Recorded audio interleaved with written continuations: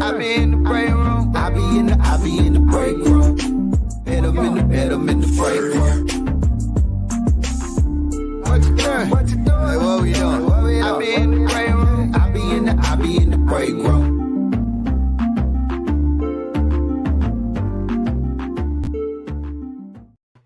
Big Bink's Break Room Podcast on a Tuesday.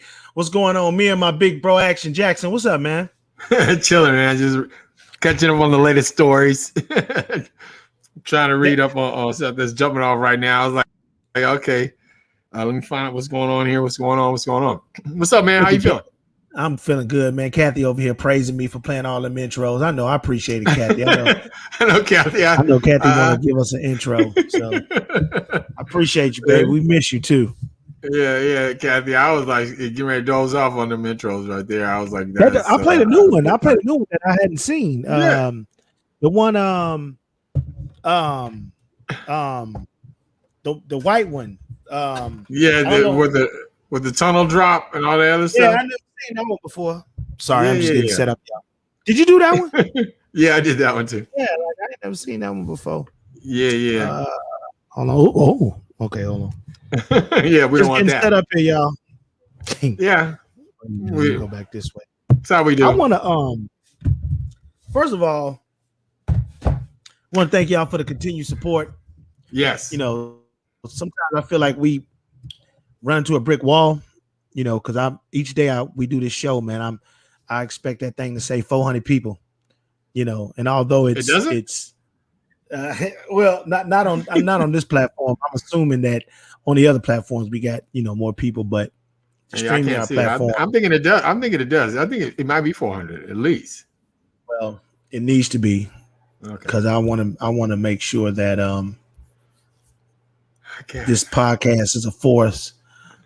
Kathy was like, "Good evening, everybody. I love when Bink plays all his intros. We appreciate you, baby. We appreciate you."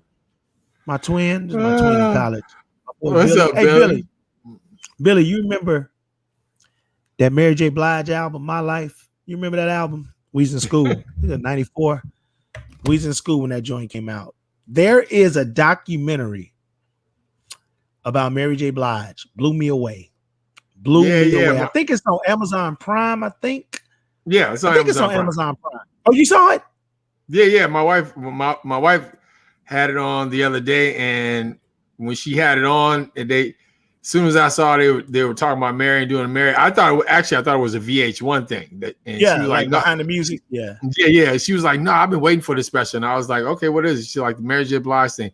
And so I sat down and watched it, and I was taken back too. I mean, it's a dope special. It really is. It's worth watching. I remember being, and Billy, I hope you remember this.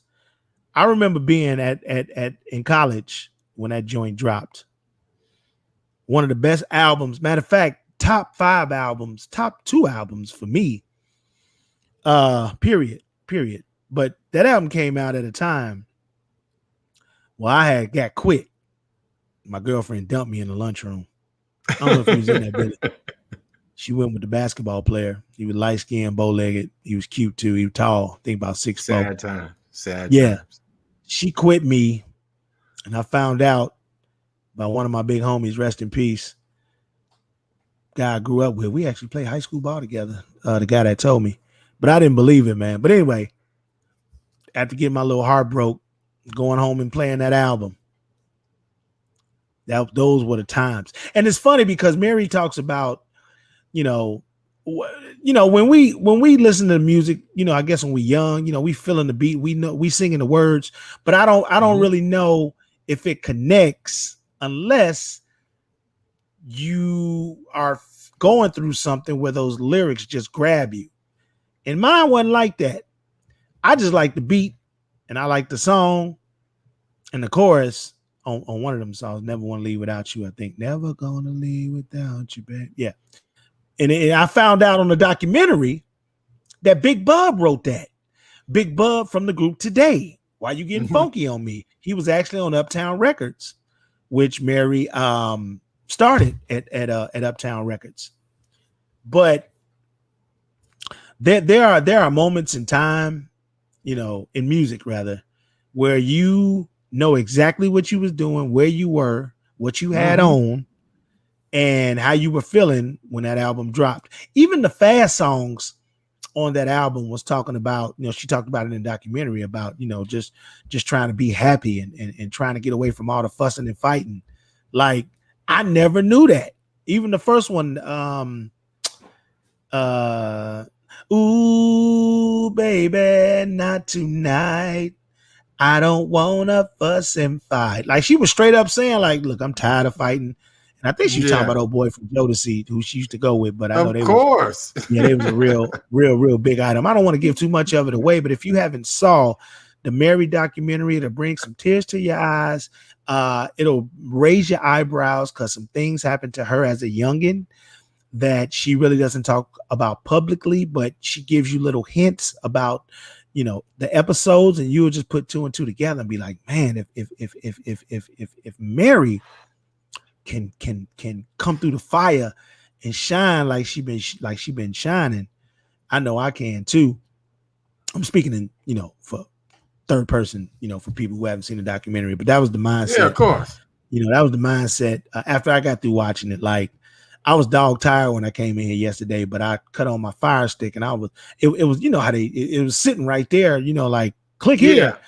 I was like, oh man, I forgot that. Man, I'm finna watch this.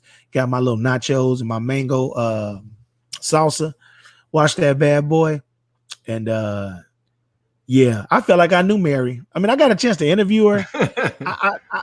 I interviewed the No More Drama Family Affair, Mary J. Blige, where she was a little bit on the road to recovery, if you will, but if I would have called her on What's the 411, who knows what would have happened. Oh That's what she yeah. was. That's what people said. She was mean. She was hard to deal with. She was missing shows, missing interviews and all that stuff. But I'm trying to think, action. And y'all help me in the comments. I don't know if anybody else, like Drake is the king of hip hop. That's what I think. And, I don't know who's the queen, is if there's any more queens in that era. Don't get me wrong. We got some, but I'm talking about in this particular era, are there any queens that compare to Mary J. Blige? It made me go back today while I was at work and just listen to the lyrics of all the stuff she was saying. I was like, golly, I never knew that. Never knew she said that in that song, but I was singing it. I just didn't connect to the lyrics. Yeah, I mean, that's tough because there's a lot of good artists out there, and Mary's good with Bono. Now, when you're talking about Bono, you're talking about world. I mean, just global, and beyond that. I mean, this song was huge.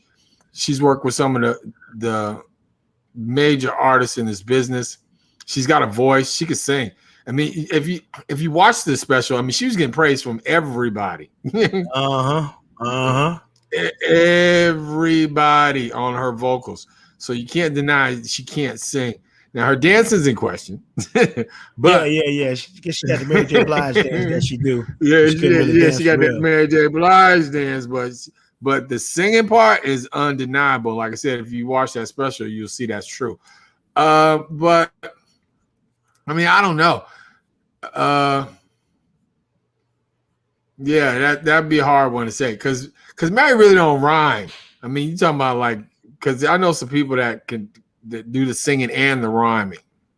Right. Yeah, she didn't really rhyme. She rapped on one of them songs. I can't remember what it was. Yeah. But I mean, to just be the whole package like that, I don't. You gotta be able. In my book, you gotta be able to do both. And I would say like on that tip because they did that this morning, but the top female artists and stuff like that. I mean, you talking about somebody that can rhyme and do it all. I'm thinking like on the level of even back in that era. You're talking about like a Lauryn Hill. If Lauryn Hill wouldn't have dropped off the wagon, she would have been dope. Well, she didn't come like around to like 90. She didn't come around to like 97, 98, 96. Yeah. Mary was already out by then. But what I'm saying is that like when you talk about Queen, you got to talk about somebody that got the total package in the hip hop world.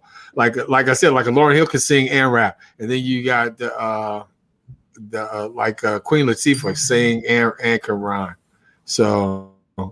Well, you I mean, she rapped know, on What's the 411, huh? Pooh Bah. They rapped, but she wasn't spitting every album. But just see, just a little bit. yeah, but Yeah, it's see, just a little bit. But Mary was doing stuff behind the scenes. She was talking about how she was singing background for people, and Faith was singing background for her. You go back and listen to that My Life album, and you hear Faith in the background. Matter of fact, one of the songs that I was talking about, Faith, is all on the chorus, all on the ad libs. I'm like, God, I didn't even realize that was her. Like, wow. Yeah, I mean, yeah, that's how that's how that relationship started with Biggie. Her coming to the studio working with Mary. And Father MC, she was on that song. If you do for me, I will do. And then I found this video. Hold on, let me see if I can do this here. Let me do this. Did she sing? Wasn't her singing the hook on "One More Chance" with Biggie? She was in the video singing, but I think that was that might have been her. I don't know. Let me see. Can y'all see this? Yeah, y'all can see it. Okay, so yeah, I didn't know this, but see if you can see this. Ladies, this is for you. Because you know what goes around. That's an artist named Jeff Red. This is like 1990. And look at that right there. That's 1990. And look who was back there. Background singing action. Can you hear me? Yeah, I see her. Oh, you can't hear me. Oh, yeah. Okay. Yeah, I see her. Check it out. I call you on the phone. Jeff Red. I'm getting the feeling that you're trying to keep me back. I want to see Mary again. Hope they don't cut us off. She probably was 18, 19 right here. Yeah. Look at her right there. Uh-huh. A young Mary Jane. I saw an interview and she was saying how she would do these shows, and matter of fact, when Real Love was out, she'd do the song, then they go back home to the projects. Yeah. I mean, but you gotta understand though, people think though sometimes that stardom is overnight, and it's never overnight. It seems overnight to you because you just recognize it. Like you hear like say for example, before Drake blew, you heard like a couple of underground joints from Drake coming up, and then you heard his first album, and then he's like, oh man, Drake blew up. But you don't hear all the stuff that Drake was on before the underground mixtapes and all that. Sure. Yeah. That's putting in and all this other stuff. So, I mean, that's part of that work that you got to put in. And Mary knew it. Yeah, and thank God she went to the mall that day and did her little. Because I went to the mall and did a video, but it was me and a whole bunch of other people. We did self-destruction. I gotta find it. I know I got it somewhere. Me and all my partners, we went to Wisconsin Dells and did self-destruction. And all the white people was looking at us like, wow, they're rappers. They're crazy. They're rappers. Yeah, so man, yeah. But the special was very entertaining, very compelling. Yeah. Teary-eyed a little bit. Good. I mean, she still looked like she 30. She looks great. I've never seen Mary in concert before. You? I'm trying to think. Let me think back. Did I ever see Mary in concert? I can't remember if I did or did not, to be quite honest with you. I'm sure I probably did. I remember interviewing her though one time when I was at the at 97.9. Yeah, I did interview her once, and then I got the whole spiel too. Don't ask this, don't ask that. Yeah, it's just kind of crazy. Like now they be telling me that. I'll be like, you know what? I'm asking whatever I want to. If they don't want to, if she don't want to answer, then just forget. But I'm sure gonna ask. I mean, because back then we were scared. Like, okay, we don't want to mess it up. Yeah. Like I don't give a heck. Yeah, I don't care now. I put it out there. Well, I give them the respect to say like, hey, listen, if I ask something that you don't want to answer, don't answer. Just say don't answer. But I'm gonna ask what I want to ask. But Absolutely. yeah. But if you don't want to answer, don't answer. But I'm going to ask what I'm going to ask. So it's just that simple. And That's then how we roll. that was back during the time when artist development was being taught. Now, God, it's just, we just talk about the progression of from going to this. Okay, so from getting discovered, going through artist development, from Right. artist development, you start singing demos and background, then you get your actual song. Once you get your song, you get notarized. They do promo, and you go to all the different radio stations, and you go to all the free stuff. You know what I'm saying? And from that, you're being developed. You're an artist being developed, and by the time you get to that platinum album, you know how to come back and talk. You know what I'm saying? You know how to come back and well, some communicate. Well, some get it, some don't. but my point is now action, you in the basement and you make a record because you had a thought, and then you take it and put it online, and then a week later you famous. You know what I'm saying? Yeah. A week later you famous, and then the radio is looking for you, want you to come up to the station.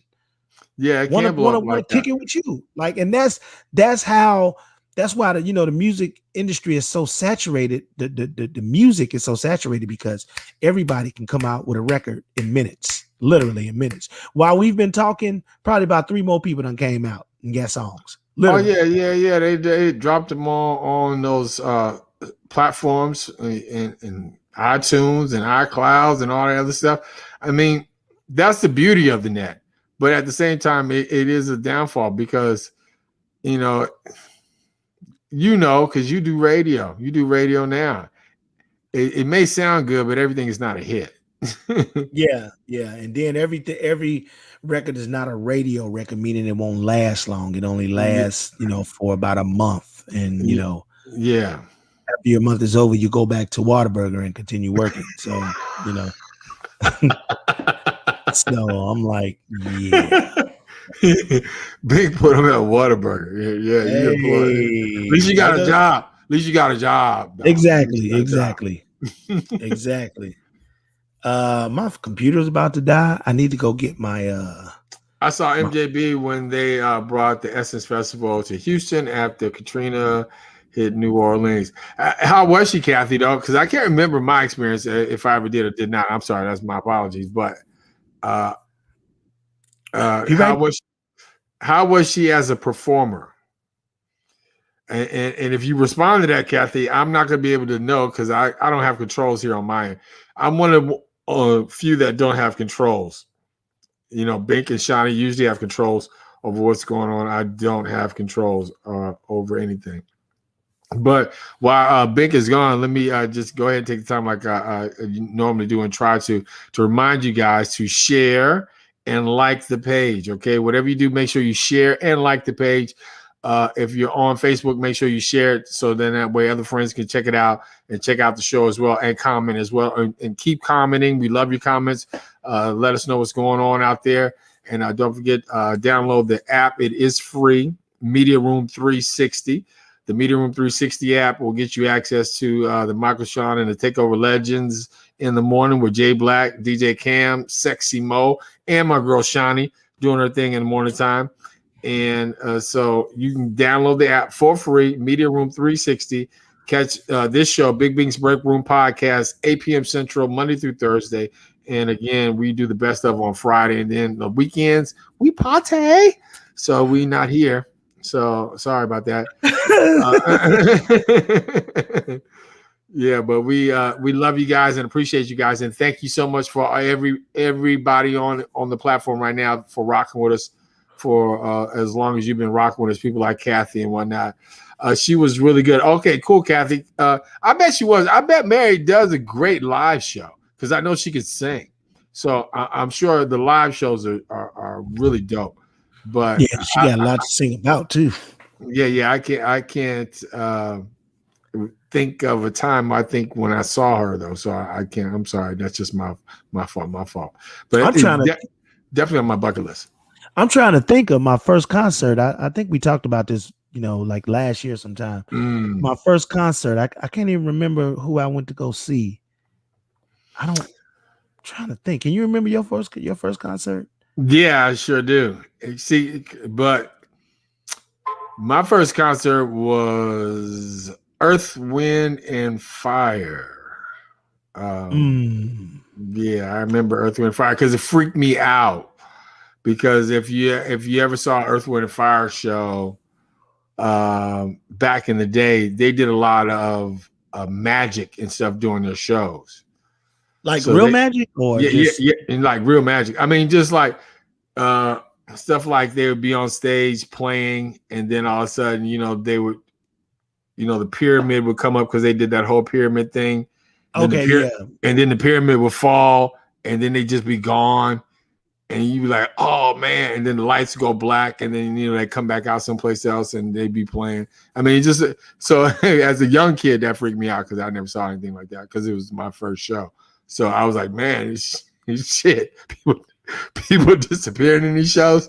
I mean, because I was a kid. My dad and my uncle used to promote shows and stuff like that when I was young. Oh, nice. Okay, so you was around it all the time. Yeah. So I was around it. So I used to go to shows. I mean, when I started going to shows at an early age, I put it that way. But my first show I remember clearly was like Earth, Wind, and Fire. It was a dope show though. But because hip hop wasn't around when I was a kid growing up. Sure. We didn't even have that on the radio. It was like the radio formats listening to growing up were just R&B. Just all really. Yeah, we thought that was normal. We thought that was normal. I remember listening to GCI in Chicago and hearing Rapper's Delight for the first time. Yeah. And just looking at the radio like, what is this? Like, it's good because it's good times. Yeah. But like where are the people singing? Like, where they go? I'm waiting on them to say good times. Yeah. I'm like, okay, he said it yet, but I guess they're gonna say it. So Kathy say LL New Edition, Chris Brown, right? Chris Brown. That was yesterday. Raheem. Who's Raheem? Raheem Devine. Oh, Raheem Devine. Yeah. A bunch of comedians were all part of that festival. Oh, she's still talking about the Essence Festival in New Orleans. Yeah. Mary J. Blige. We had to choose who we wanted. That sounds like a good festival though. Keith and Bobby about to be dope. Who's Keith? Keith who? Oh, Keith Sweat. Did you show the doo-wop? You talking about Keith Sweat and Bobby Brown? I mean Keith, right? Keith Sweat. Yeah, Keith Sweat. They're coming in. Town in concert. Yeah, that's back in the day. I mean, Keith Sweat. Keith Sweat had a nice little run though for a second. Keith Sweat was killing it, and I'm gonna tell you who else had a good run. Teddy Riley, because Teddy Riley did all his music. Yeah. Teddy Riley had a good run too. Teddy Riley had a nice little run because it wasn't nothing jumping off unless it had a Teddy Riley beat to it. And this is when he was like 15, 16, 17 years old, living in the projects in New York, doing all that stuff for Keith. They going over his house. He just cranking out beats. Kumo D, Heavy D, Redhead Kingpin, Deja, Keith Sweat. That's just to name a few. Guy, I'm sorry. Guy. Yeah, Guy, period. How about Bobby, the show, Dougie Fresh and Slick Rick? Yeah, Teddy Riley did that. Oh, yeah. That's no denying that right there. That's a classic. Yeah, absolutely. Just upset. That's just a straight up classic right there. And Bobby Brown had a run too. I thought actually like Bobby was gonna lose it after he left the group. No addition. I was like, there's no way. I was like, there's no way. I was like, he done. I was like, he left the group. The solo album, I was like, I really was never that much of a Bobby Brown fan. But when he came up with that first, oh man, he had a nice run. Bobby had a run. Yeah, I mean, he killed it. He really killed it. Yeah. Before R. Kelly, it was Bobby Brown. Oh yeah, for sure. Yeah, I mean, because nobody did like him. Because when Ralph went solo, Ralph just had that one hit. Yeah, you know what, man? He had some nice album cuts, but it never really made it to the radio. Like "Do What I Gotta Do" made it to the Quiet Storm. Yeah. Stone Cold Gentleman, he had a video, but it wasn't a hit Sensitivity was a great record. Sensitivity is the joint. I tell you a secret. If you go back and listen to Every Little Step by Bobby Brown, if you really, I read this. If you really go back and listen to the chorus on that song, you're gonna hear Ralph Tresvant singing Every Little Step I Take. Yeah. The story was Bobby was out of his mind, drunk, or didn't show up or something when they was recording that record, or they was recording the chorus, and Ralph was there. And just like in New Edition, they was like, "Hey man, sing this chorus, man. Sing this chorus."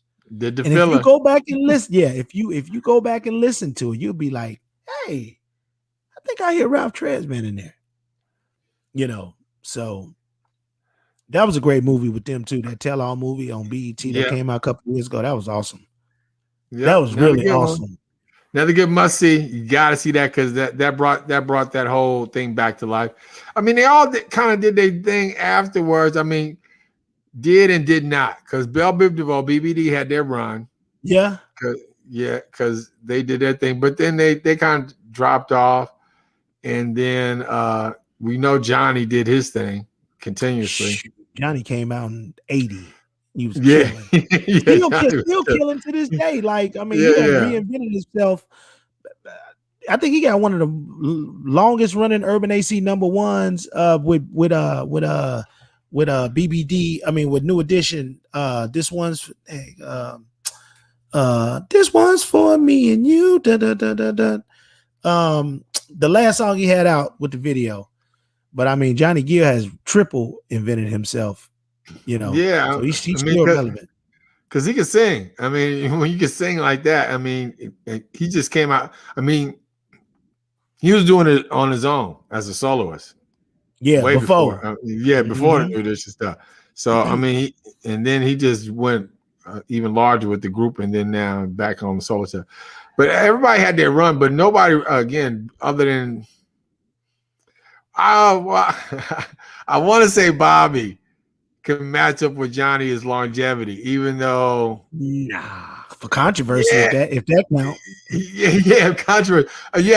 Not on the singing level. Bobby can never touch him on the singing level. But I'm just saying, I'm talking about just staying relevant. Because nobody else, because you don't talk about nobody in BBD. That's true. I mean, we talked about Mike for a minute when he had all them groups, but you don't. You don't talk. You don't talk about Gucci, la la la. Remember that? MC Brains. You don't talk about Ralph and none of that. But as far as like just longevity, it's just been Bobby and probably Johnny. That's about it. Yeah, I mean Johnny L.S.G. Then he still did his solo joint. And I forgot when he dropped with LSG, dude. Yeah. Them joints. He was on a couple of soundtracks. The Mo Money soundtrack, the Boomerang soundtrack. One of the best records he ever made. One of the best records he ever made was on the Mo Money soundtrack called "Let's Just Run Away." What a great song! I got a chance to work with him when we was in Indianapolis, and I was like, dude. You don't understand, man. He real cool dude though. Shorter than I thought though. He real cool dude. Yeah, I think the Boomerang soundtrack for me. Boomerang, definitely the Boomerang soundtrack.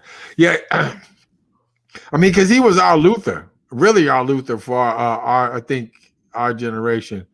Because I think Luther was like more. Well, I could claim Luther too. I got that age, but I think it's for really singing like that and just being able to, I mean, Luther was all that.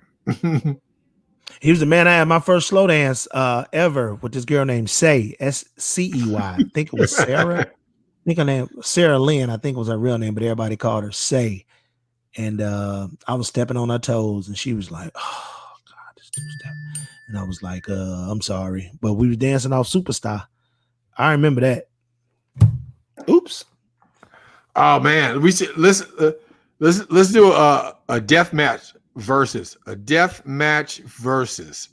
Let's see. Let's put what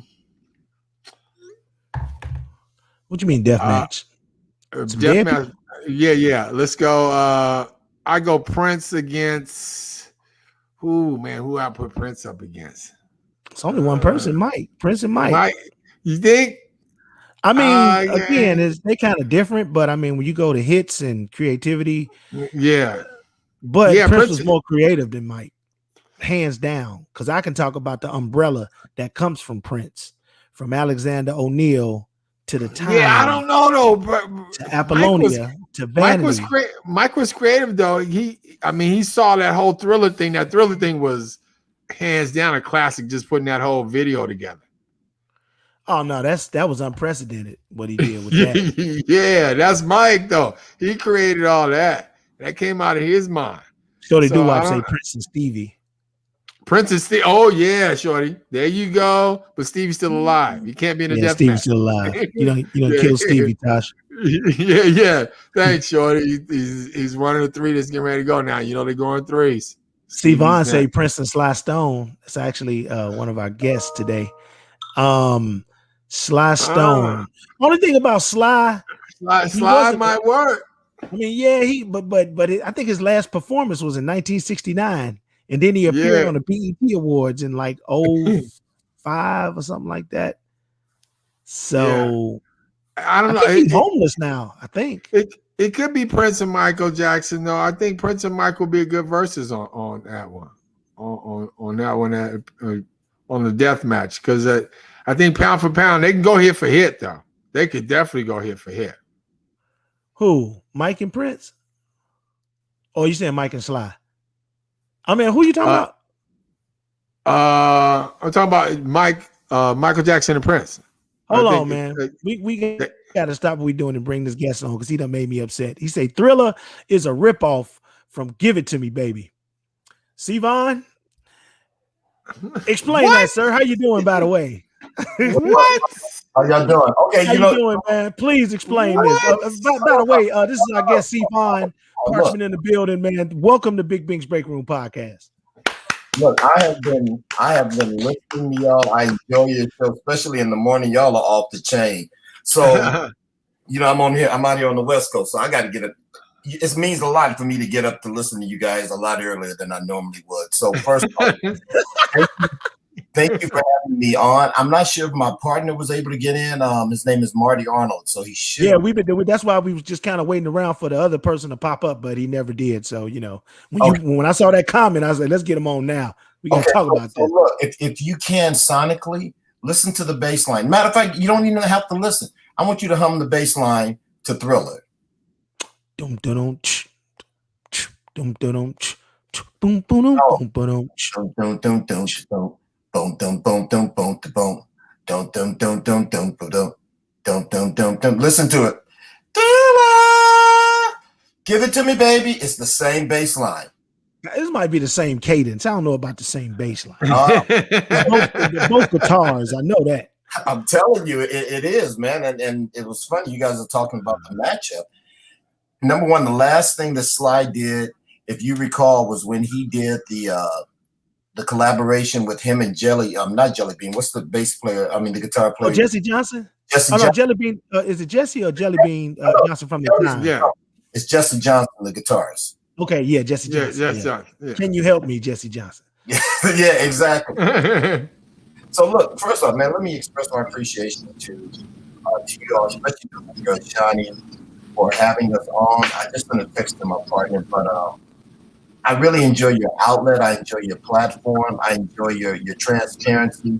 And you guys are never even able, if you find yourself being wrong, you're never beyond reproach. So thank you. But Shani has been showing us love for the longest. Thank you, man. Thank you. Shani just checked in too. She's on. I just saw her. She driving and on the podcast. What? Superwoman over there. Yeah. Definitely. So no, I appreciate it. Thank you guys. So was that the information that you guys sent on the link? Is that what that is? What on I Am a Man? Yeah. Yeah, I don't know. I'm not sure what you have. I forwarded everything to Shani, so I think. Yeah. No. I'm saying so that's your track, and so what do you have to do with the music? Got it. Okay, so I run a management company. My partner and I call 6X Entertainment, and basically Right. we manage artists, songwriters. We have a collective of 15 songwriters that we manage, and our primary focus now is on sync licensing. You know, if anyone understands streaming, it's not a lot of money to be made in that. I'm not saying that people can't make money, but unless you're a major artist and you're paying some companies, you know, you're getting paid less than pennies on top of pennies. So Right. what we do is primarily focused on sync licensing. I have a twofold job. One of the artists Shani got a chance to meet is my daughter Tia P. Oddly enough, Tia wrote the lyrics to the song "I Am a Man." To give you the history of "I Am a Man," it talks about the sanitation workers who were killed back in 1968 in Memphis because Right. at the time when it would rain, they would take shelter under the homes, and then white people started complaining, and so the city made an ordinance whereby they can no longer do that. So during the storm, they were in the barrel of their trash truck, and there's some type of switch defaulted, and they were crushed. And Mm. the companies never really fully compensated the families. So the workers went on strike. So that's why you see the placards of "I am a man," the men wearing the "I am a man" placards. After a while, Martin Luther King ended up going down there, and that's where they had the march, and he did his famous mountaintop speech, and he died the following day in the Lorraine Motel Mm. in Tennessee. So that's the whole premise behind it. So when a friend of ours had contacted us wanting us to do the music for the movie, it was going to be based off of what happened. Well, the movie never came to fruition, but the producer himself had a cousin named Daryl Easley. Daryl had kind of done the music. He did a sketch of the music, and we had Tia P, which happens to be my daughter. She wrote the lyrics. So that's really the irony of the whole song, that you're getting the song called "I Am a Man," but it was written by a woman. Ah. And the way that she was able to pull from that was she says she has the model inside the house. You know, so I don't take any of that lightly. With respect to what we do with our company, we put the record out under 6X Entertainment, and the record happens to feature the world-renowned artist B. Slade, who you guys know him as Tone B. Slade.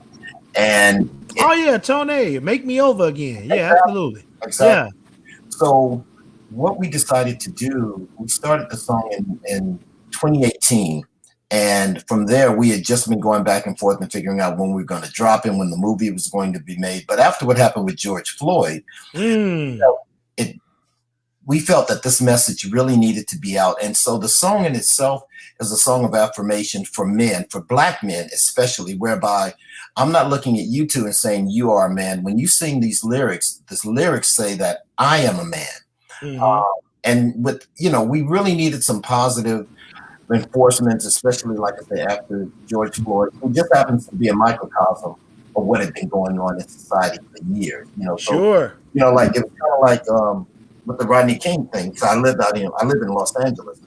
None of that was new to us. You know, we've seen that before. It was new to America, just like George Floyd. That wasn't new to us.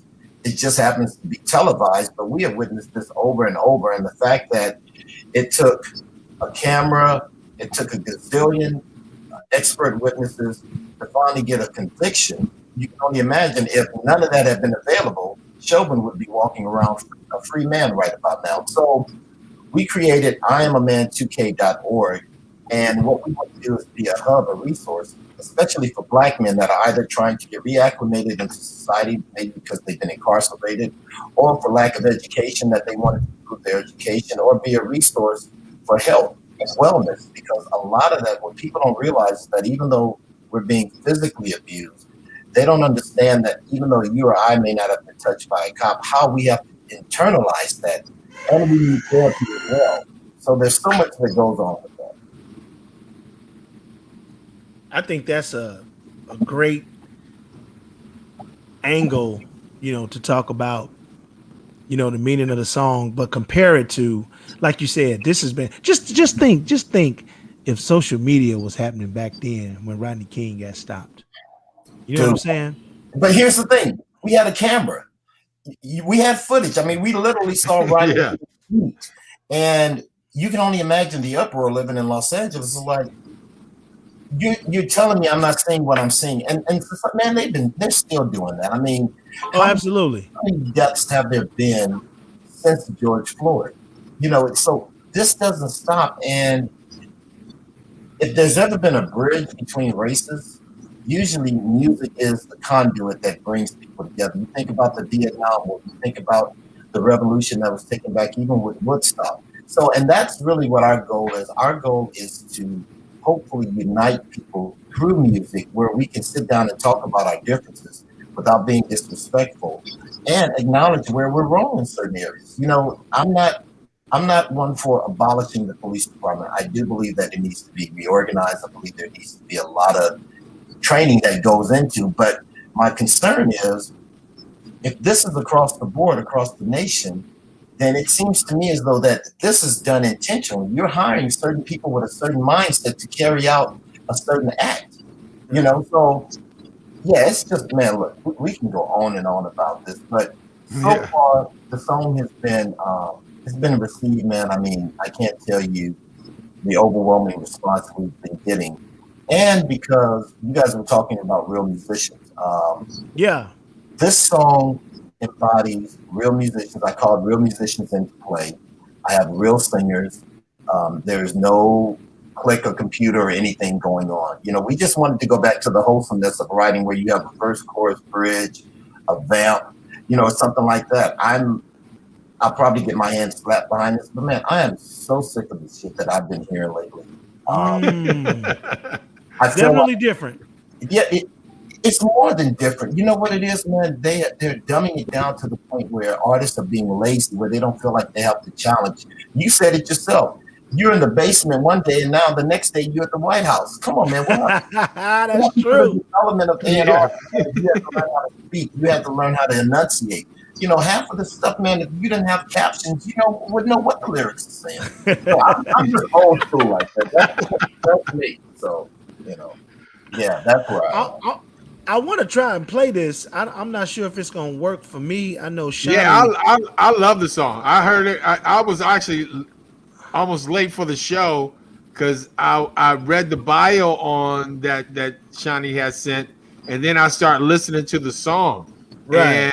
And I was like late because the song captured me quickly because I was like, wow. I mean, just the feel of the song, the way it sounds, you can hear the authenticity in the song and how it's arranged. You really Let me can. see. what we were striving for, and I believe we achieved it. I wanted that Sam Cooke, "A Change Is Going to Come," at last feel. So bringing That's in that's what it feels like. by the way, this is Tia P, the lyricist of the song, my daughter. Hello, everybody. Hey, Tia P. Is that Tia P? It is. Hey, That what's ain't happening? that ain't TFP. Is that TFP? Oh my God, it's TFP. She Oh my God. the Tyler legend. Oh my God. Stop. She's a legend. So yeah, that was the approach that we wanted, and we went into the old big studio. I mean, everyone has studios in their home, man, but it was I was in the studio. I did 68 mixes on this song. No lie. Golly. Yeah, I did it purposely because of the song itself and the importance of the message. But I'm such a geek sonically that it had to be right. And I wanted to make the best impression that we could because once again, I just think sometimes we're settling for less. So if the response has been nothing but, man, it's a great produced record, we're satisfied. So I think before you even play it, I mean, Tia, you want to talk on the song itself? I mean, where do I start? We talking about lyrically, or Yeah, just in general, the song means. I mean, it's just, to me, it expresses my greatest version of an an ode as a Black woman to my brothers, my male figures, whether you be, a father figure, a husband, a brother, whatever, an uncle, whatever your relationship as a man, or just a man, whatever it may be, it's my ode to that, to you, and I think Nice. being a woman, having an example of something, to be able to have that ability to write something like this, just goes to, tribute the great father that I have in my life, and the other male figures who have come in and also put their stamp on and their mark in my life. So yeah, it's just these slaves just came and just Basquiated everything, you know. Now it's a beautiful piece of art now, you know, and everything that everybody's contributed to it really, I think, shows through on the track, and it's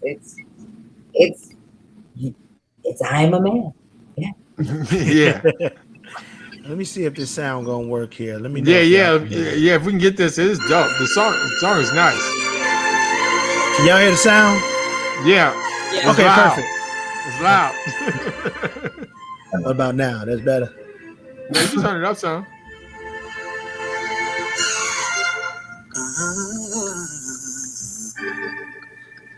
These hands have been bruised. My soul's been misused. And all my life I've been paying the dues. I've been paying the dues. Yeah. We take the garbage off the streets. But is that all you think of me? Will you see when you look at me? Is I am a man?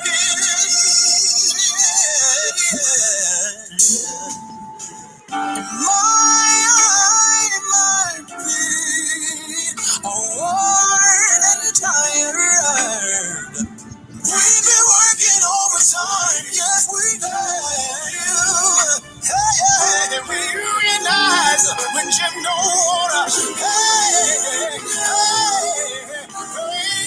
right. Sleepless nights, I just can't get enough peace. Hey, so we're marching your streets. We refuse to bleed up in the land of the free. I can't get no peace. Yeah. So we march in your streets.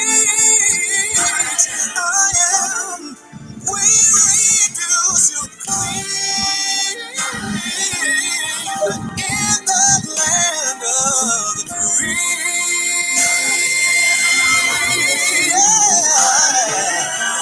Let me break it down to you like this. No, I can't change my skin.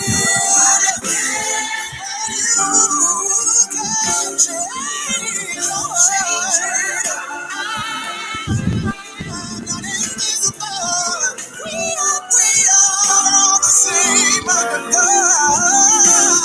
We're the same other God. We work in nature every day. I don't know how much more I can take.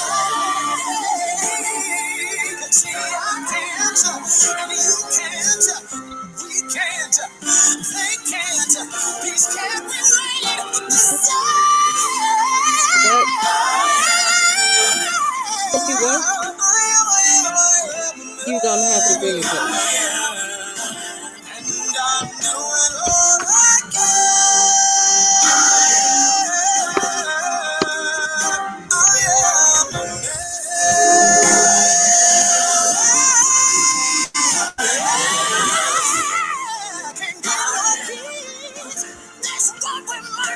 That's why we're marching in your streets right now. Yes, we are. We refuse to bleed in the land of the free. I am.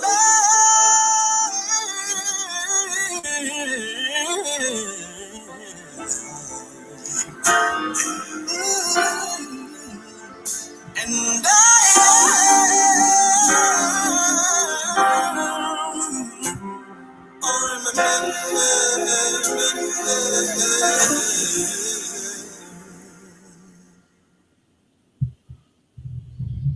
Man, boy, Tone sound good on that joint. Man, it's now good. Hey, and before Facebook and YouTube go crazy, we don't own the rights to that music, but he does. Do we have your permission to play that? You do. Yes. Okay, there you go. Thank you very much. So there you go. Zuckerberg, leave us alone. Zuckerberg. Yeah, you leave us alone. Shawnee and I talked about this because that was a concern, before, and I know how it's a trip, man. Because sometimes they flag it and sometimes they don't. They've even done that when I'm playing my own music. So that's crazy. Yeah, but see, we just covered ourselves with the blanket right there because we asked permission, and you are the provider, so that it's a wrap.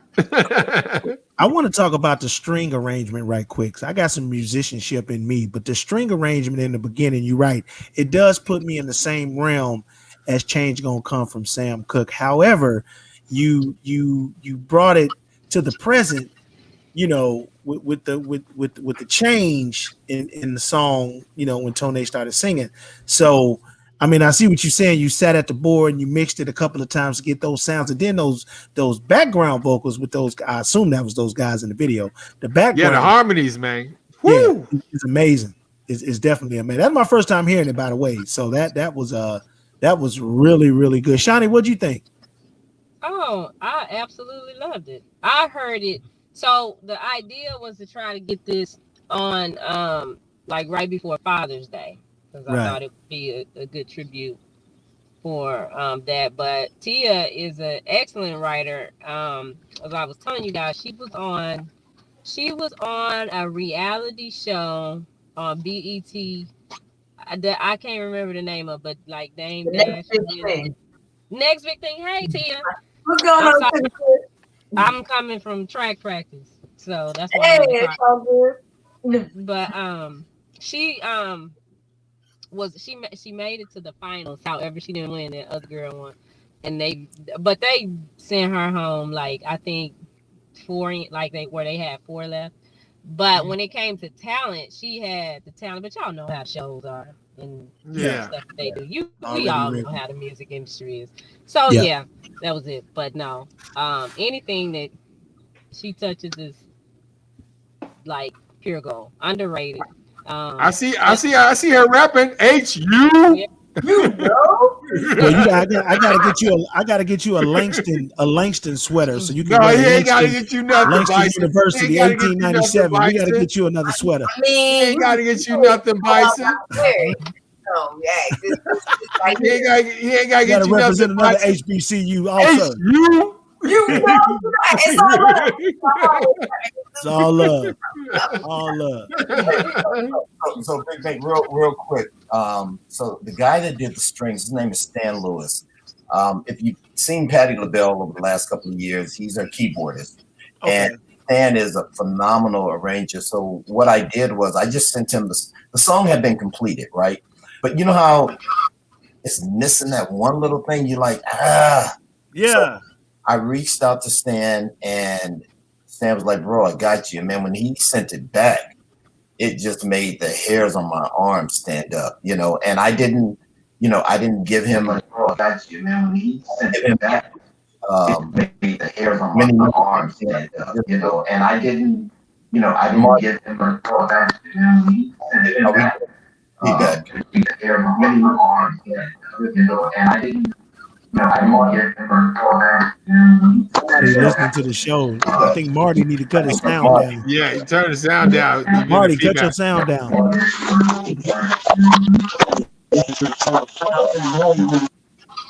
right, cool. There you go. Tap 3 times if you need help. If you need us to call 911, tap the phone. Hit the phone. I think he's gonna come back in, but no. So.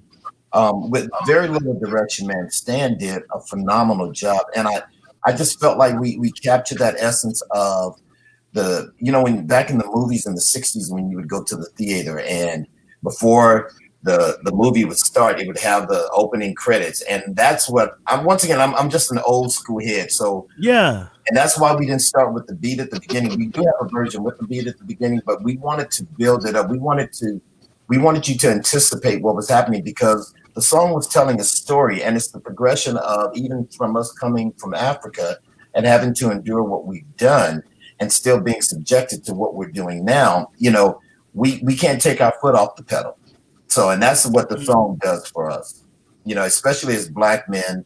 Um, I really think we have been, you know, marginalized and depicted in a certain way whereby society is now considered that the norm, and it's not the norm, you know. But I also understand by buying into a certain stereotype when, you know, if you call me something for so long, I begin to feel that and believe that. And that's why I wanted this song to be empowering as men singing. As they're saying, I am a man, they're also taking on the responsibility that go with manhood.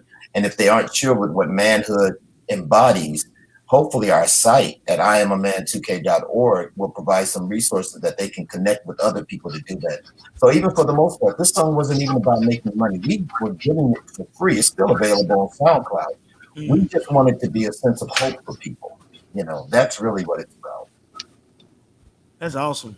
That's definitely, man. That was real easy on the ears. That was, you know, people need to hear that song. So we definitely gonna do what we got to do at the break room, at the media room 360. We show videos here too, so we're gonna definitely include that in the rotation.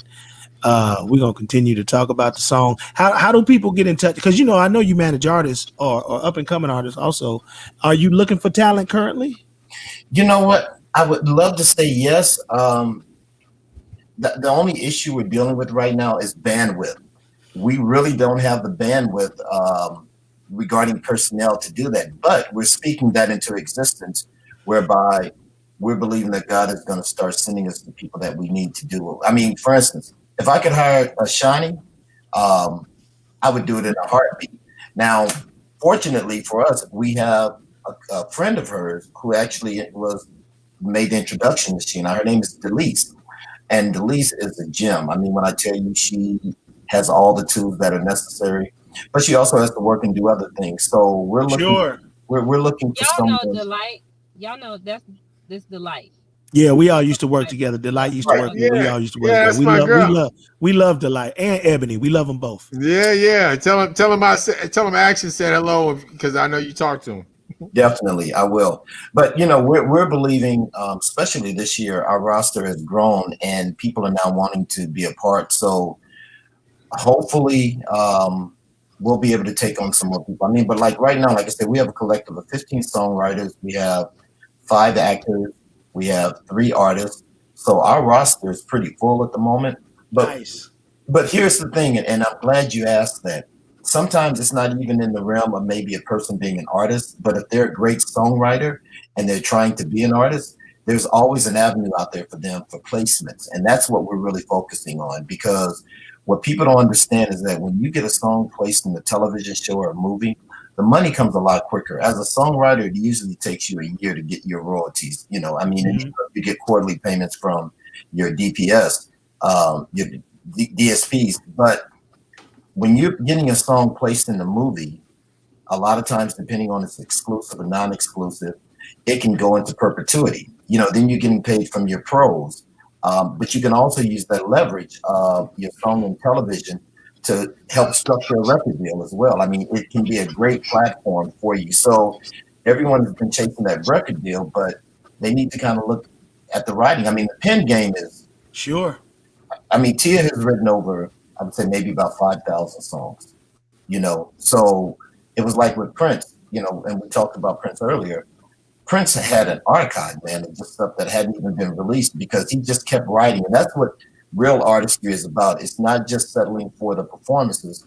It's like writing and not knowing what's going to happen. But, you know, when you feel that, you need to write it, store it, because there's always a time will always come where you'll be in a position to use it.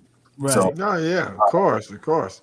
And my partner, I don't know if you can come back on, but my partner, he wrote a song that you guys know well, and this is what he's kind of famous for. You know the song "Just My Baby's Daddy"? Yeah. Be Rockin' the Biz. Yeah. That's Marty Arnold. That's my partner. That's his claim to fame. Who that is? Yeah. Who that is? Oh, there you go. Hey, Who no. that is? Time out. Yeah. Who that is? So you needed me to introduce you like that for you to appear. Yeah. He had to come back on cue. Hey, thanks for the intro. Yeah, he had to come back on cue. I tapped 3 times. I don't know who said that. You didn't help me. Actually, yeah. So yeah, I mean, and this is my right hand, my left hand, if you will. He had his own company, Escrow Entertainment, and he left his company or shut down his company to come join 6X. And I made a post today like, you don't understand when you got a business partner that you guys can trust and are loyal to one another. Any and all things are possible, and so he definitely has been a godsend. And we're like oil and water when you see us. I mean, but we have the same goal. We have different methods of how we go about it, but our goal is to win, and we've been successful in doing that. So nice. Yo, definitely, man. We Batman and Robin, but we got the same goal in mind. He's yin, I'm yang, I'm yang, I'm yin. It just depends on what day of the week it is. Yeah. And we were talking about real music. So Marty used to be a LaFace record. So, he was there when LaFace was making Atlanta. Real music. Oh, the very beginning with TLC and Usher and Pebbles. Outkast. That whole, that's at the very my beginning. baby daddy was off of LaFace. Okay. So Okay. So yeah. Did you make that? Did y'all make it to the what was that Christmas album that came out that Players Ball was originally on? It was on that LaFace Christmas album. You know what I'm talking about? I know exactly, man. Boy, you got some knowledge there. Oh yeah. I've been He just spent it all night. Oh man, yeah. But that's where it started. That's how Outkast got discovered on that album, and then they, went through the roof from there. But we were talking about, and Marty, you can chime in on this. We were talking about, the pen game. C. Vaughn was just talking about that pen game.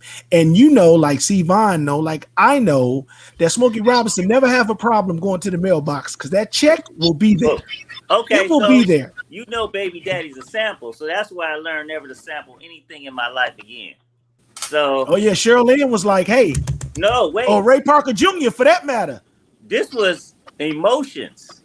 Oh, that's right. Best of My Love. I'm sorry. Cheryl Lynn. Cheryl Lynn was the first person we went to. She refused it. Bad mistake. Big mistake. Bad mistake. Yeah. But no, Maurice White. Maurice White from Earth, Wind & Fire produced. Yeah, absolutely. Yep.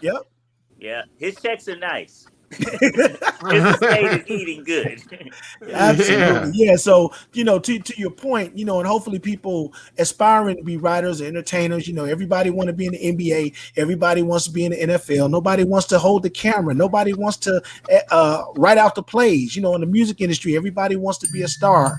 Nobody wants to write the songs. Well, I take that back. The front page, the front of the entertainment industry is all the stars. We see the glamour, we see everything. But the people making that money is the people writing those songs. So let me tell you a story. So The Dream, right? You've heard Absolutely. I discovered him. Wow. On top of that, he was in B-Rock in the Biz as a member. That's how far back I go. Oh man.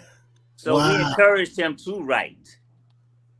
We were the ones that instituted all that in the beginning. So, but look at him; his pen game is strong. Oh man, him and Sean Garrett, and people out of Atlanta. I mean, those games are crazy. Right. He wrote Umbrella for Rihanna. You know what I'm saying? And probably skipping to the bank to get that check. He's wrote for Seal, Celine Dion. People. Oh my God. People don't even know. Like it's big. It's big, but that check is great. Yeah.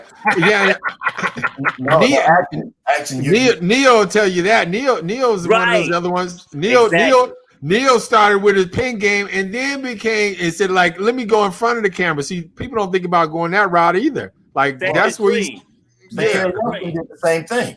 And see that's what people don't realize is that it's so important. Ever since Tia was growing up, I used to tell her, I said, you need to be a mailbox producer. And she didn't know what that means. And I said, that's where you just go and put your house shoes on and get the check from the mailbox.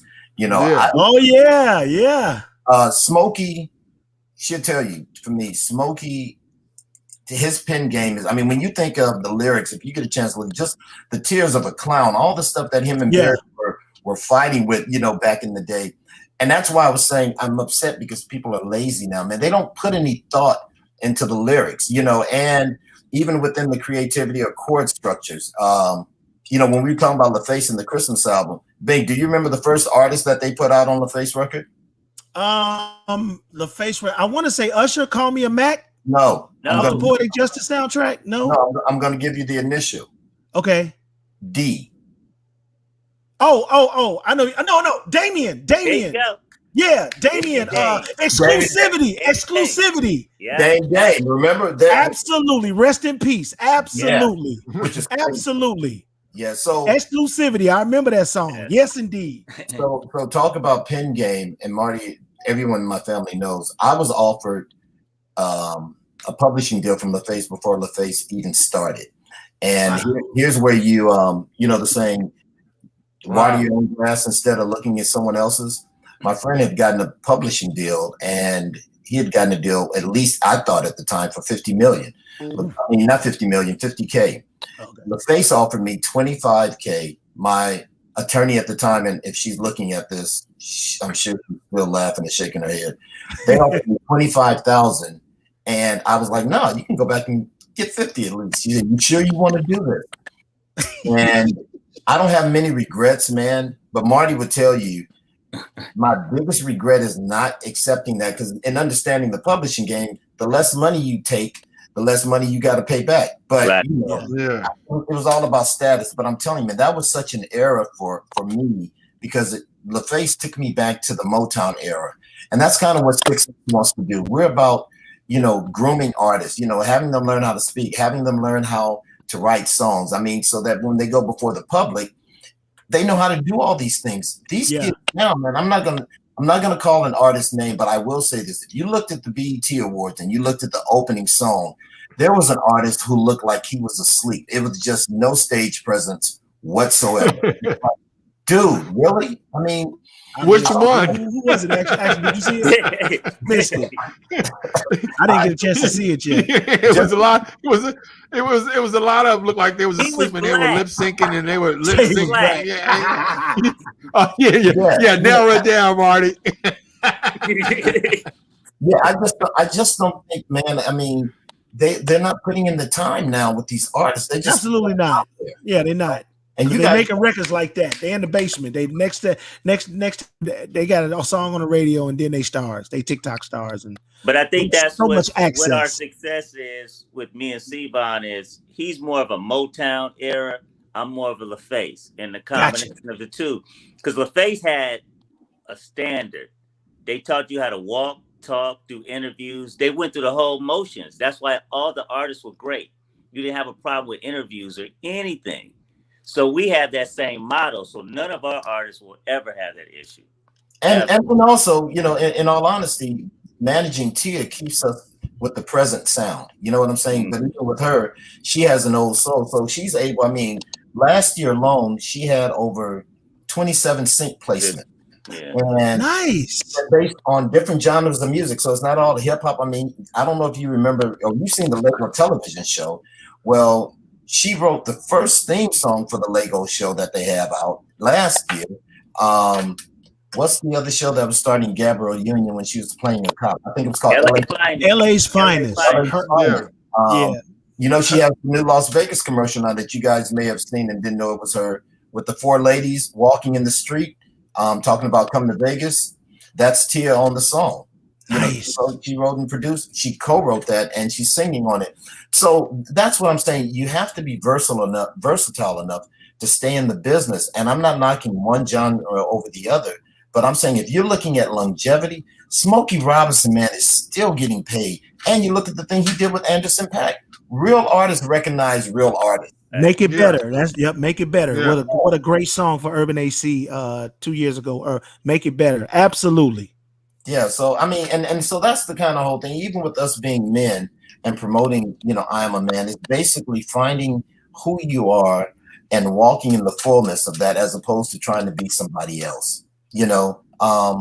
There's something unique about each one of us that are on this page, and even with all the gifts that we have, I would never want to do what you do. I can admire what you do, but I don't think it's good to covet that, because if you can't meet that standard, then you feel like you're disappointed. And so why even put yourself through that? Right. Music should be an inspiration. I mean, I know all of us growing up, there's a song that inspired you to be a better you, I'm sure. Oh, absolutely. And that's what music is supposed to be. And I mean, these days we don't have that type of music. And that's what we aspire to do, have inspirational music. No matter what genre it is, it's going to inspire you. Well, I want to inspire somebody when they see this right here. This is what I want to inspire. No. Which one is you in the red hat? That's you? No, I'm behind the scenes, man, just like I am now. Hey, Bink, here's the real deal, though, with that. Every Father's Day, he collects a big check. I was about to say, Saturday Night Live. I don't know if you remember a couple of years ago. Was it a year ago, Marty? That was last year, Mother's Day. They licensed it from me for what was it, 58 seconds, which was beautiful. Yeah, I mean, so I don't have to go to the mailbox. I have direct deposit now. So. You better get that bread. It's a different game now. The elements of the weather. He's stepping it up. Right. It's all digital now, baby. Get your bread. Bringing his collection up to 2021. That even works well now. Even like I'm a drummer, right? So you remember, any of us that are musicians, you remember back in the day when you were doing a gig or something, you had to wait for that check, right? Nowadays, like, look, you can cash at me right now. Right now. Yeah. Accounting purposes, we can take care of everything and do what we need to do. But real quick, I want to give a real shout out to Shawnee, because a lot of times in life you meet people just at an opportunity, and once you've met them, it's only for the moment. And Shawnee has been really present in our lives. Shawnee's been present in our lives from the time that we met. She had us out there, had Tia perform. But in the midst of that, even afterwards, he's been a constant in making sure that we stay abreast of any opportunities. She was able to hook us up with Mr. Matthew Knowles and some other opportunities that have come along. So, Shawnee, I really want to let you know we value you. We appreciate your friendship and your loyalty. You're welcome. On this platform. So thank you. Thank you. You are welcome. More than welcome. Absolutely. Sorry I was late. You're doing mommy duty. I know. We got It's like Karen White, Superwoman. She do it all. Yeah. Everything. So Action, let me ask you something, man. Where do you get the humor? Because you seem to bring it 724. I don't know what it is. It's without failure. I'm telling you. I've been watching you, man. Oh, man. You know what? It comes with age. I'm at that age right now where I'm comfortable with me. I've always been comfortable actually with being me, but I'm more comfortable with being me now and just speaking my mind. I've always been quick with it, and usually when somebody says something or does something, I keep it to myself. And now I'm at the point where I just let it go. So that's all. We'll have to. I'll have to try to get you on Mike's show in the morning. So in the morning is Michael, Sean, and the Takeover Legends. So they're probably watching. Some of them they probably watching. So we'll have a discussion. Y'all better be watching. Huh? You guys are the ones that do the dance in the morning, right? You have that little dance thing you guys do sometimes. Talk about tight shirt with the jazz hands. Yeah, that's Michael, Sean, and the Takeover Legends. Michael, Sean, and the Takeover Legends.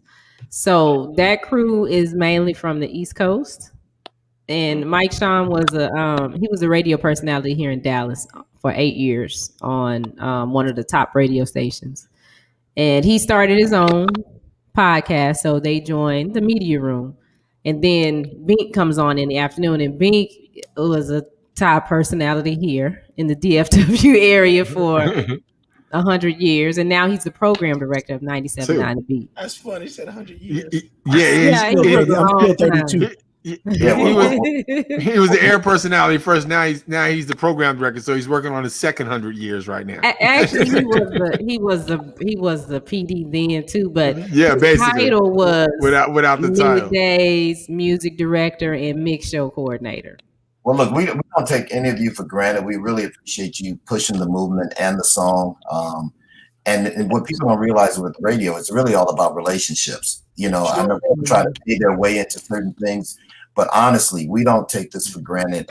We thank you again, really, for the platform. Anytime you need us, Shawnee knows without a giving it. Y'all need to feature TFP, which, by the way, she featured on a new song with Summer Payton called Need to Know. Shawnee, I'm going to forward it to you.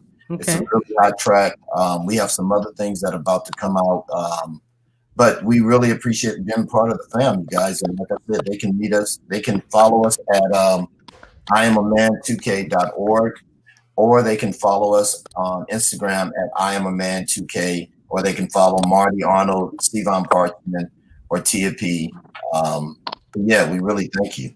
Hey, More Marty, to come. can we work something out for the That's Just My Baby? Because I have this feature that I do called a Baby Daddy Update. And it started, I think, in 2015 or something. I was real mad at my ex-husband one day on the air, and I just went off. That's and where it became the Baby Daddy Update. Perfect match.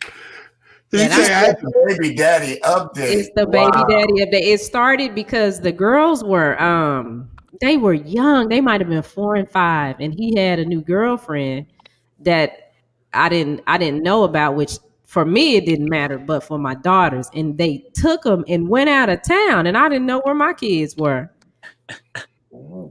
And that I was like, oh no, we can't. We got to get some understanding real quick. You don't take my kids nowhere. I have 2 girls, and she had boys, and I'm like, they kids. They don't know how to communicate if something happens. I'm not saying that the ladies' kids are bad, but they're kids, and they're older than my daughters. They bigger than my daughters. So you don't do that and then leave my daughters with these little boys while y'all go out. Don't you ever do that. And I went off on the air about it because it made me so mad when I found out. So the Baby Daddy Update was born. And sometimes he even participates in the Baby Daddy Update. So what is it? What's all it entails? It's just how to deal or navigate with the father of your child if you guys are not together. It could be a good day. It could be a bad day. That's an interesting topic. Yeah. I like it. Send in your Venmo. Work it out. Yeah, I need the rights. Because that's something we could incorporate and expound upon. But for the most part, send the cash out. Work it's it out. positive. But there are a few times that we have to go there because people fall and bump their heads. But that once again, that kind of falls in line with I Am a Man 2k.org, because what we want to do is be a hub. We want to be a resource for men that are dealing with challenges like that. And we know it's not a one-way street. Sometimes, it happens both ways. And we understand sometimes it's based on the way that we were raised or what we were exposed to. And that's why I was saying earlier, we have to change the mindset. But if you see something for so long or hear something for so long, you just begin to think that's the way of life. Yeah, absolutely. That's what I try to tell these 2 and the other 3 on the other show, because they really don't get it. They really don't get it. And like I'm hot as fish grease right now, but it's okay. Well, look, we are. I know I'm a father, and Marty's a father. Bink and are you guys fathers? Yes, they're fathers. They're fathers in the home, so they're married with. Today I am. Today I am a father. They're married with their wives and their children, so they don't have blended families. No, but I'm a father and a baby daddy. I got both worlds, baby. This world over here, now I need some help in this world. This world is getting hard. I'm tired. But what I think, Shawnee, what's really important is that we can really talk about this on a level, whereas it's not an accusatory thing. It's just how can we both be better? Because at the end of the day, how I handle Tia and how I handle her mother is how she can expect to be handled. So, and that's what I say. Our kids are the messengers that we send out to the world. So we have to be mindful that even in the midst of maybe something that's disparaging between the parents, we have to coexist so that we don't do damage to our kids. Because a lot of times girls and boys both go into relationship damage. And I always say there's a root issue behind it, but nobody wants to talk about it. And like I say, we don't talk about therapy. And I'm a Man 2K wants to kind of break that cycle. We're not saying we're the but what we do want to be a starting point, you know. Yeah. So, I think that, like, I think y'all have, like, the fathers that are in the home with the kids. I think you have a different understanding of it because it's different. Like, when I say I'm tired, it's not that I'm mad at their dad. It's just I got to do everything from 4 a.m. to my day starts at 4 a.m. It's not gonna end till midnight.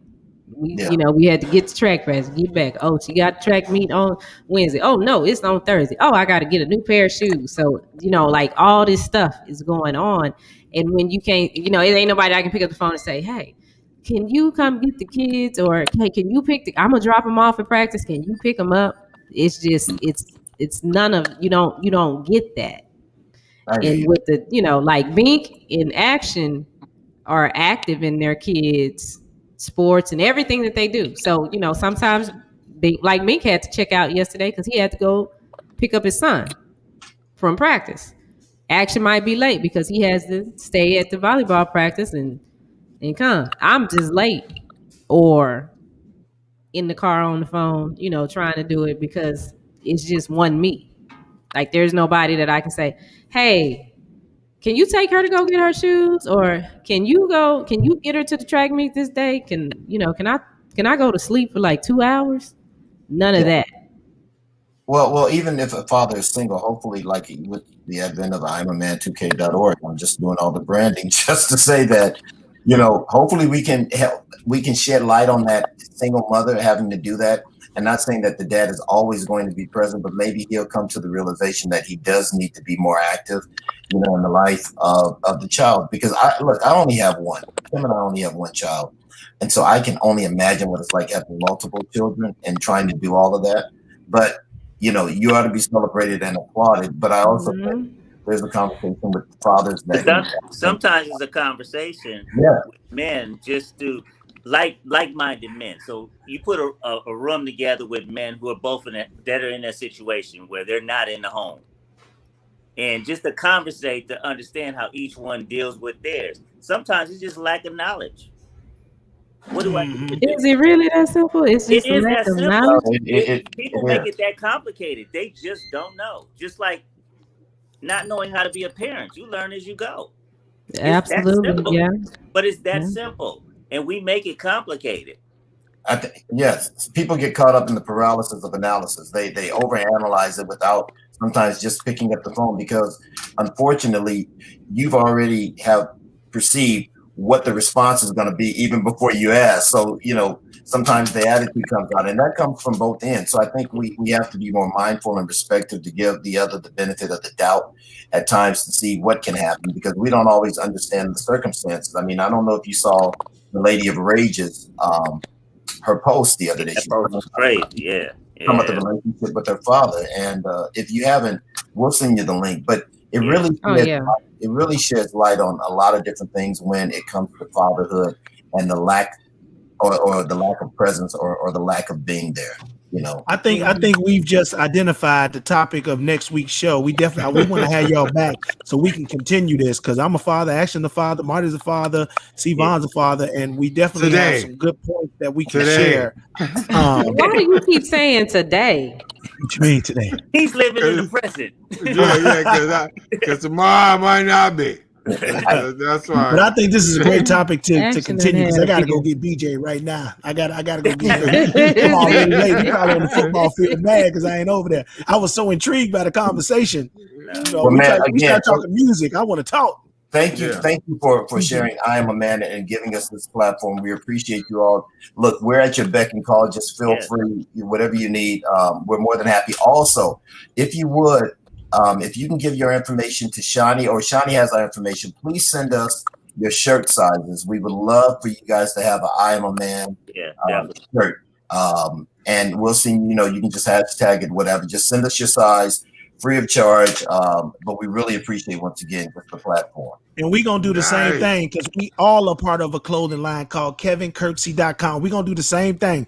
And matter of fact, he's on right now. He just said he was going to give Tia P some Langston from. Oh, he said that you custom Langston. Yeah. From our alma mater.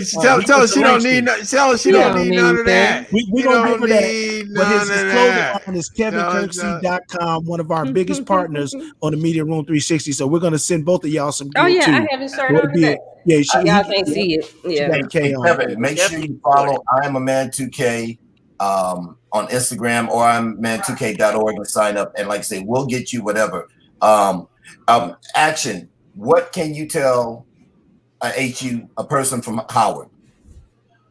What can I tell a person from Howard? Is this a joke? Because if it's a joke, what can you tell a person? What can you tell a person from Howard? Nothing. That they should have went to Langston. Nothing. Oh, he said nothing. Nothing. That they should have went to Langston. That's what I'm gonna tell them. Nothing. Exactly. Tell them where Ben's Chili Bowl is on Florida Avenue. That's what you tell them. You tell them like you go down the street, Ben's Chili Bowl right around the corner, right there. Right there. Hey, I gotta get, man. Hey, great meeting y'all. We definitely gonna continue this conversation. And much love, continued success, and we'll talk soon. Thank you. Yeah. All right, BB, say, man. All right, y'all. Who that is? My baby daddy. Hey, how you doing? What you doing? I be in the break room. I be in the break room. I'm sorry, baby.